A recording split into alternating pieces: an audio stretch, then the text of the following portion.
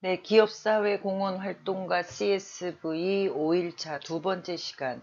계속해서 이제 그 기업사회공헌 사례를 살펴보도록 여섯 번째 사례입니다. 서울시 저소득층 가정 학생 조식 지원 사업을 하는 아시아나 항공에 대해서 소개를 하겠습니다. 아시아나 항공은 서울특별시 교육청하고 서울사회복지공동모금회하고 함께 결식 학생의 아침밥을 지원하는 서울시 저소득층 가정 학생 조식 지원 사업을 이제 수행을 하고 있는데요. 결식 아동들에게 아침을 지원하는 조식 지원 사업은 아이들의 학업 성취도, 건강 개선 및 성장 발육에 도움을 주고 있습니다.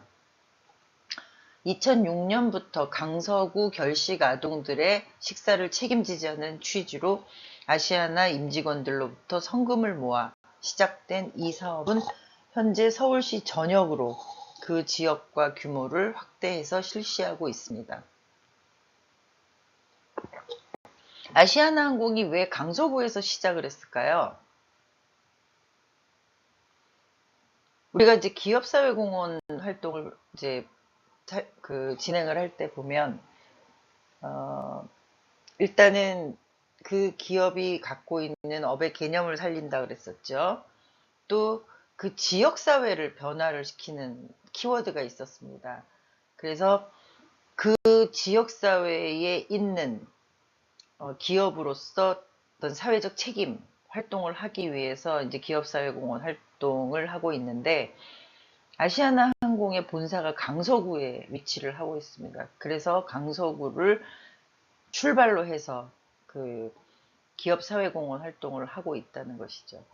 그러니까 여러분들이 만약에 천안에 있는 지역사회에 대한 활동을 하고 싶다 그럼 천안에 있는 기업을 먼저 찾아서 그 후원 요청을 참여 요청을 하는 것이 맞겠죠. 그래서 항상 기업은 그 기업이 무슨 일을 하는 기업인지 업의 개념이 중요하고요. 그 다음에 어느 지역에 그 자리를 하고 있는지, 뭐 사업장, 공장은 어디에 있는지 이런 것들을 파악하는 것도 중요하다고 볼 수 있습니다. 이 사업의 배경 및 목적을 살펴보면 결식 아동들의 식사를 지원하자는 취지로 서울특별시 교육청과 서울사회복지공동모금회와 함께 결식 학생의 조식을 지원하는 하자라는 목적으로 이제 그 사업을 진행을 했고요. 사업 내용을 살펴보면은 10년간 임직원들의 모금과 회사의 매칭 그랜트 방식으로 조성된 급여기금 6억 원으로 강서구에 있는 저소득층 가정 학생들에게 조식 및 중식을 지원하는 사업으로 이제 시작이 됐습니다. 임직원들의 모금과 회사의 매칭 그랜트라는 거는 임직원들이 100원을 기부를 하면 회사가 그거에 맞춰서 회사 법인 기금으로 100원을 모아서 이제 200원을 기금으로 조성하는 방식을 우리가 매칭 그랜트 방식이라고 하고 있습니다. 파트너십은 서울시 교육청과 서울사회복지 공동모금회. 그러니까 여러분들이 이제 사랑의 열매 그 사회복지 공동모금회 잘 아시죠? 거기에 이제 그 각 지역별로 16개 지회가 있습니다. 그 중에서 이제 서울에서 하고 있는 사업이어서 서울사회복지 공동모금회하고 파트너십을 맺고 이제 진행을 한다는 얘기입니다. 이 사업의 임팩트 및 성과를 보면 2015년부터는 이제 사업을 확대를 하기 시작을 했습니다. 그래서 이제 서울 시내 2006년에는 강서구를 시작을 했다 그랬잖아요. 그런데 이제 10년 차가 되는 2015년에는 사업을 그러니까 서울시 전역으로 확대를 해서 서울 시내 33개 학교 427명의 학생들에게 그 조식을 지원하는 사업으로 확대를 했습니다. 뭐 요즘에는 이제 아동급식 카드, 교육청에서 이제 그 주관을 하고 있는 아동급식 카드, 뭐 이런 것들이 이제 제도, 그 바우처 제도들이 있죠. 근데 이제 아동급식 카드에 대한 부분들도 이제 지자체별로 지원금이 다르고 또 그 급식 카드를 사용할 수 있는 그 식당이나 가서 이제 밥을 먹을 수 있는 식당이나 이런 데가 다양하게 그 급식 그 지원처로 등록을 안 하고 있어가지고 주로 이제 편의점에서 많이들 이제 그 식사를 결식 아동들이 이제 하고 있는데요. 특히 코로나 시대에 이제 부모들은 이제 직장에 나가고 아동이 학교를 안 가면서 이런 결식 아동들에 대한 부분들이 이제 확대가 돼서 또 이제 긴급으로 그 서울시에서 그 결식 아동에 대한 아동급식 카드 지원 사업을 확대하기도 했죠. 근데 이제 이런 부분들이 우리가 이제 그 아이들이 끼니 때 제대로 어, 밥을 먹는 것도 가장 기본적인 생활에서 중요하다. 이런 차원으로 이제 접근을 한 거고요. 아동급식 카드에 대한 부분은 이제 모든 식당들을 확대하도록 권장을 하고 있는데 실제로 한 끼당의 그 지원 금액이 식사 금액하고 매치가 안 되는 경우들도 있고 또 아이들이 이제 식당에 혼자 가서 그 카드로 이제 식사를 했을 때의 어떤 그 낙인감이라든가 이제 이런 것들이 좀 문제가 되고 있어서 그냥 편리하게 편의점을 많이 이제 이용을 하는데 편의점에 그 준비된 어떤 그런 그 제품으로는 사실 충분한 영양 보충이나 균형 있는 영양식을 보장받을 수 없다는 그런 문제점들이 많이 이제 도출이 되고 있습니다. 그래서 이런 부분에 대해서 이제 해결하고자 하는 노력들을 다각적으로 하고 있습니다. 일곱 번째 사업은 영웅 지킴이라는 제목으로 S-오일이 추진을 하는 사업입니다. S-오일은 그 정유회사죠. 정유회사인데 그 S-오일의 그 로고는 햇살 표시가 되어 있습니다. 그래서 로고의 이제 그 상징 엠블럼이 햇살입니다. 그래서 S-오일에서는 햇살 나눔 캠페인이라는 걸 전개를 하는데요. 햇살 나눔 캠페인은 햇살처럼 사회 곳곳에 따뜻한 온정의 손길을 전하는 나눔 경영을 통해서 밝은 사회를 만들고자 하는 S-오일의 의지가 담겨 있고요. 또 여기에 그 영웅, 소외 이웃, 환경, 지역사회라는 주제로 지킴이라는 차별화된 프로그램을 시행하고 있습니다. 그래서 배경 및 목적을 살펴보면요. 영웅 지킴이는 우리 사회의 진정한 영웅들을 칭찬하고 격려하기 위한 프로그램으로 그러니까 어려운 근무 여건 속에서도 각종 재난에서 국민을 지켜주는 소방관, 또 희생정신과 용감한 시민정신을 발휘한 의인들이 이제 지원 대상이 됩니다. 실제로 이제 소방관이나 경찰관들이 우리가 안전하게 살 수 있도록 사회 안전망을 이렇게 든든하게 지켜주는 직업군이긴 한데 그 직업군에 대한 처우나 어떤 복리후생이나 또 근무 환경들이 생각하는 것만큼 이렇게 풍요롭지가 않습니다. 근데 그러다 보니까 그런 남들이 하기 어려운 그런 일을 하면서도 우리 사회를 지키기 위해서 애쓰는 그런 직업군, 그리고 또 이제 그 의인들, 우리 뭐 가끔 이제 뉴스를 통해서 보죠. 자신의 그 생명을 담보해서 생명에 대해서 이제 그 보호를 넘어서 가지고 남을 위해서 뭔가 자신을 희생하거나 또 다시 자신을 헌신하는 그런 용감한 시민들을 우리가 이제 격려하고 뭐 시상하고 이런 것들이 있는데요. 그런 사람들이 이제 지원 대상이 된다는 것입니다. 지킴이는 소방 영웅 지킴이 프로그램과 해경 영웅 지킴이 프로그램, 그러니까 해양 경찰이요, 해경 영웅 지킴이 프로그램, 그리고 시민 영웅 지킴이 프로그램으로 구분이 돼서 이제 실행이 되고 있습니다. 이 사업 내용을 보면 소방 영웅 지킴이는 매년 올해의 영웅 소방관을 선정하고 이제 시상을 하고요. 그 시상금을 전달하고 또 구조 중에 순직 소방관 자녀에게는 매년 위로금과 학자금을 지원해서 부모가 이제 그 사회를 위해서 헌신한 그런 것들을 이제 위로하는 것이죠.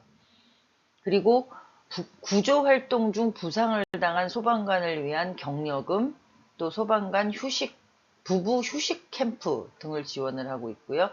해경 영웅 지킴이는 모범 해양경찰을 표창하고 공무상 부상을 당한 경찰관에 격려금을 주고요. 또 순직 영웅의 유자녀를 위해서 장학금을 지원하고 있습니다. 시민 영웅 지킴이는 소방관, 해경처럼 자신의 위험을 무릅쓰고 위기에 처한 타인을 구하기 위해 헌신한 우리 사회 시민 영웅을 선정해서 연말에 시상식을 개최하고 이들을 격려하는 그 내용으로 사업을 진행하고 있습니다. 이 사업의 임팩트 및 성과를 살펴보면요. 2006년부터 소방청과 함께 소방영웅 지킴이를 비롯한 지킴이 사회공헌 프로그램을 시행을 했는데요. 2019년까지 이제 한 12년 동안 1119명의 학생들에게 약 32억 원의 장학금과 위로금이 전달이 됐습니다. 그리고 수혜 학생들이 초등학교부터 중고등학교 및 대학에 진학해 학업을 마칠 때까지 지속적으로 장학금을 지원해서 학생들이 건강하게 성장하고 사회의 떳떳한 일원이 될 수 있도록 발판을 마련해 주고 있다는 성과를 나타내고 있습니다. 여덟 번째는 포스코 스틸 빌리지입니다. 철강 제조업을 기반으로 성장해온 포스코에게 지역사회는 가장 중요한 이해관계자 중에 하나라고 합니다. 포스코가 그 사업장이 소재하고 있는 포항이라든가 광양이 이제 그 지역은 이제 실제로 포스코가 그 지역의 경제 구조를 담당하는 그런 비율이 굉장히 높죠. 그래서 지역사회를 가장 중요한 이해관계자로 생각을 하고 있다. 포스코는 포스코 스틸 빌리지라는 이름으로 포스코 그룹이 진출한 국내외 지역에서 비즈니스를 활용해 필요한 인프라를 구축하고 자립을 돕는 사회공헌 프로젝트를 실행을 하고 있습니다. 사업 내용을 보면 포항과 광양, 인천, 서울 등에 매년 한 동의 스틸 복지 시설을 건축해주고요. 또 화재가 나서 어려움을 겪는 배려계층에게는 스틸 하우스를 건축해서 제공을 하고 있습니다. 그리고 사회공헌 지역을 해외로 확대해가지고 이제 수행을 하고 있는데요. 포스코 그룹 비즈니스가 진출한, 그러니까 실제로 그 포스코 그룹이 시장으로 생각하는 그런 지역이겠죠. 진출한 국내외 지역사회의 비즈니스 역량을 활용해 영업을 하기 위해서 이제 사회공헌을 한다라는 것이죠. 비즈니스 역량을 활용해 주택, 학교, 다리 등의 하드웨어 인프라를 건축하고 사회적 기업 등 경제적 자립 기반의 소프트웨어 구축을 통해 지역의 자립을 돕는 사회공헌 프로젝트다 라고 이 사업 내용을 설명하고 있습니다. 이 사업을 위한 파트너십으로 포스코는 지방정부와 NGO, 또 지역 주민과 협력하여 컬렉티브 임팩트를 추구를 하는데요. 그러니까 어떤 한 대상을 파트너로 하지 않고 다양한 이해관계자들을 다 파트너로 한다는 것이죠. 그리고 현지에서 해당 영역에 대한 전문성과 네트워크를 갖춘 비영리 기관 NGO를 대상으로 제안서를 요청하고 기관 방문과 제안서 심의 등을 통해 파트너를 선정합니다.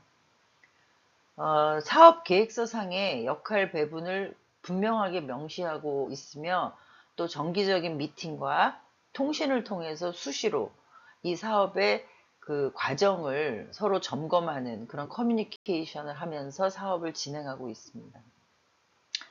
다양한 파트너들이 있으니까 이 커뮤니케이션이 굉장히 중요하겠죠. 그리고 또 역할 배분, R&R도 굉장히 중요하다고 볼 수 있습니다. 그러니까 분명히 그 각각의 파트너별로 해야 되는 일을 분명하게 명시해 주는 것. 이게 이제 그 기업사회공헌을 기획하는 담당자의 역할이겠죠. 이 사업 기업의 임팩트 및 성과는 현재 베트남 붕따오성의 열악한 주거 환경과 위생 문제 해결을 위해서 이제 스틸 빌리지를 조성해가지고요. 104대에게 4세대, 그러니까 104세대의 집을 지어줬다는 것이죠. 보금자리하고 주택, 놀이터, 브릿지, 운동시설 등의 인프라까지 구축을 해서 2017년 4월에 준공을 했다고 합니다. 미얀마에는 스틸 브릿지를, 또 인도네시아에는 제철소와 연계해서 사회적 기업을 설립하는 그런 성과를 얻었다고 합니다. 그러니까 현재는 태국에 청소년 건강 증진을 위한 스틸 돔 건축 프로젝트를 기획 중인데요. 우리가 이제 흔히 베트남, 미얀마, 태국, 동남아에서 이제 제3세계 국가라고 할 수 있죠. 이런 국가의 주거 환경을 개선하기 위해서 포스코가 갖고 있는 그 스틸이라는 어떤 그 생산품을 가지고 집을 지어주고 빌리지를 만들어주는 이런 사업을 전개하고 있습니다. 9번째는 맛있는 제주 만들기입니다. 이건 호텔신라가 하는 사업인데요. 호텔신라는 고객과 함께 미래를 꿈꾸며 인재와 기술을 바탕으로 최고의 제품과 서비스를 창출하여 인류사회에 공헌한다 라는 경영 이념을 토대로 사회공헌 활동을 펼치고 있는데요. 신라호텔이 소재하고 있는 지역이 서울하고 제주 지역입니다. 그래서 특히 서울과 제주 지역을 거점으로 해서 지역사회 환원 활동을 진행을 하고 있습니다. 이 사업의 배경 및 목적을 보면 여기서 이제 우리가 호텔 신라의 업의 개념을 생각을 해보면 일단 숙박업을 하죠. 그러니까 여행객들을 위한 숙박업. 그 다음에 식당 요식업을 하죠. 그러니까 음식에 대한 거. 그리고 관광 지원에 대한 거. 뭐 이런 것들이 이제 업의 개념이라고 볼 수 있습니다. 그래서 이제 호텔 신라가 맛있는 제주 만들기라는 거는 아마 호텔 신라가 갖고 있는 요식업에 대한 그런 노하우, 그런 자원을 가지고 이제 사회공헌 활동을 한다라고 보시면 되겠습니다. 이 사업의 배경 및 목적을 살펴보면요.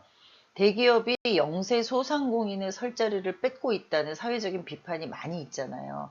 특히 이제 영세 자영업자들의 어떤 그 식당이라든가 그런 그 음식점의 뭐 매점이라든가 뭐 이런 어떤 소규모 일들, 그러니까 개인이 할 수 있거나 영세 자영업자들이 해도 되는 아이템들을 대기업들이 하고 있지 않냐.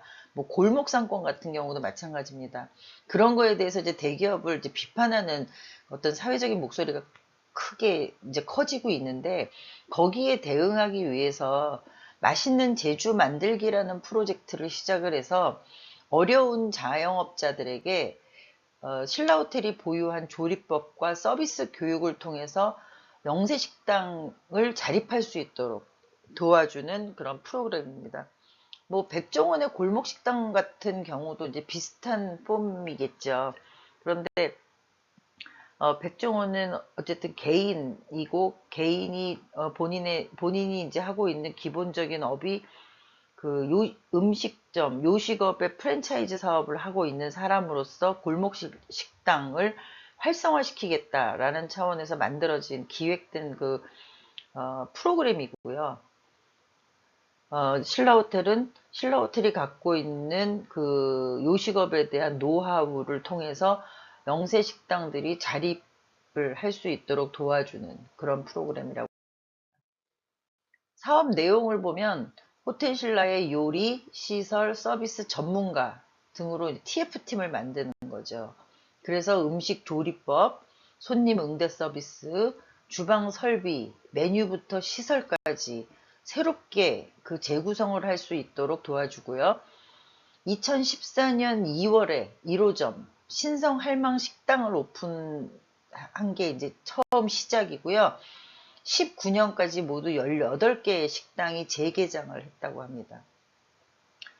파트너십은 제주도청이 주관하는 그 선정위원회가 있는데 거기에서 이제 선정된 식당들은 제주도 곳곳에서 보말, 흑돼지, 황게 이게 이제 제주도에서 나오는 특산물이잖아요. 그런 제주 로컬 식자재를 활용해서 특색 있는 메뉴를 선보이는 그런 선정위원회를 통해서 이제 하고 있고요. 여기에서 이제 이걸 주관하는 제주도청이 하나의 파트너십이 될 수 있고요. 이 위원회가 심의 절차를 거쳐서 프로그램에 참여할 식당을 선정을 하게 되어 있습니다.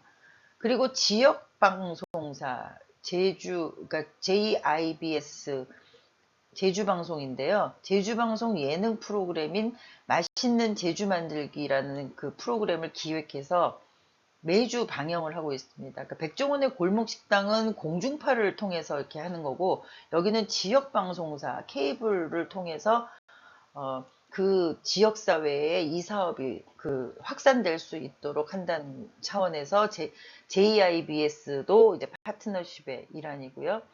또 단순히 영세상인들의 재기를 돕는 데서 그치는 게 아니고요. 선순환 구조로 모델을 만드는 그런 사회공헌 활동을 목표로 하고 있습니다. 결국 이 선순환 모델이라는 거는 이 프로그램에서 지원이나 혜택을 받은 그 주민들이 어려운 이유를 돕겠다고 자발적으로 또 맛있는 밥상이라는 봉사 모임을 만들어서 지역사회의 나눔 활동으로 이어갈 수 있도록 그 선순환 구조를 만들었다는 것이죠. 임팩트 및 성과는 2015년 10월 제주시 연동 경로회관을 방문해 어르신 120명에게 직접 만든 음식을 제공해드리는 맛있는 밥상, 나눔 봉사활동으로 시작이 됐습니다. 그 2016년 10월에는 태풍 피해가 큰 지역에 서귀포시 실내 1위에 방문을 해가지고요. 독거노인 100여 명을 대상으로 해서 음식을 제공을 하고 주변 그 태풍 피해에 대한 환경 정화 활동을 하는 봉사 활동을 했습니다. 16년 2월에는 제주도 내 독거노인과 장애인 등 소외 이웃 120가정에 이불을 기증하는 활동도 했고요. 19년 1월에 설 명절을 앞두고 제주도 자원봉사센터를 방문해서 저소득층 아동을 대상으로 쌀을 지원하는 사업과 또 그 식당 주인들의 성행에 동참하는 차원에서 아까 그 맛있는 밥상이라는 봉사 모임을 만들었다 그랬잖아요. 거기에 필요한 기금을 또 호텔신라 직원들도 매칭 펀드 형태로 해서 기부금을 조성해가지고 이 사업이 지속적으로 운영이 될 수 있도록 하고 있습니다. 10번째 사업은 실버 택배입니다. 노인 빈곤율, 자살률이 OECD 국가 최고지요. 그래서 2017년에 한국 사회의 노인 문제는 참 험난하다, 어렵다라고 표현이 될 수 있습니다. 그래서 이제 우리는 고령 사회로 접어들었는데요. 그 중에 노인 빈곤율이 50%에 육박을 하고 있습니다. 그러니까 노인 빈곤율이 OECD 국가에 아까 제일 높다 그랬잖아요. 노인이 되면 빈곤층이 된다는 거예요. 반 이상이. 그래서 이런 부분에 대해서 이제 국가도 적극적으로 이제 나서고 있지만 기업도 이에 부응해서 이런 사회 문제를 해결하기 위해서 시니어 일자리 확보에 관심을 둬야 되겠다 해서 이제 그 CJ 대한통운이 실버 택배라는 그 사업을 이제 추진을 하고 있습니다. 지자체와 정부 다 같이 협력을 통해서 이루어지고 있고요. 그리고 그 사업을 시작한 지 3년 만에 전국의 142개 거점에서 시니어 일자리 1000여 개를 창출하는 그 짧은 시간에 창출하는 그런 성과를 올렸습니다. 배경은 실버 택배 사업을 통해서 고령화 시대에 접어든 노인 일자리를 늘려주고 이를 통해서 삶의 질을 개선하는 게 목적이 될 것 같고요. 사업 내용은 CJ의 나눔 철학을 바탕으로 해가지고 일자리 창출, 친환경, 동반 성장이라는 3대 핵심 가치를 구현하기 위해서 추진합니다.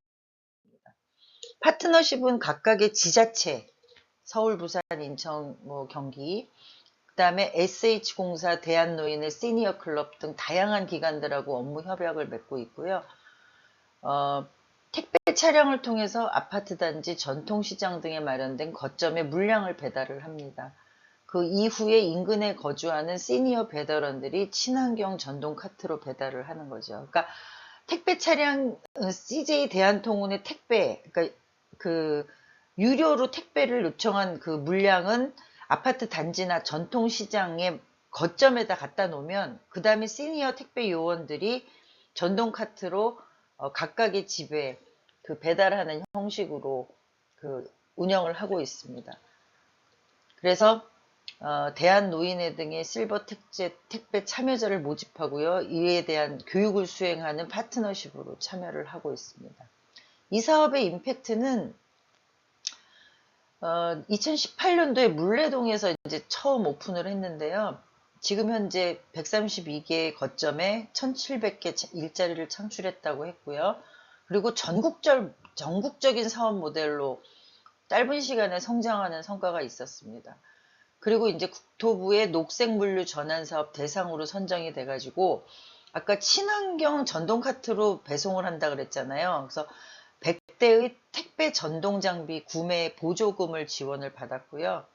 그리고 향후에는 실버 택배 CSV 모델을 기반으로 해서 발달장애인이 택배를 하거나 저소득층 취약계층들이 택배에 참여할 수 있는 기회를 점점 이제 그 확대해서 일자리 창출의 다양성을 기하고자 하는 것이 이 사업의 성과라고 할 수 있습니다.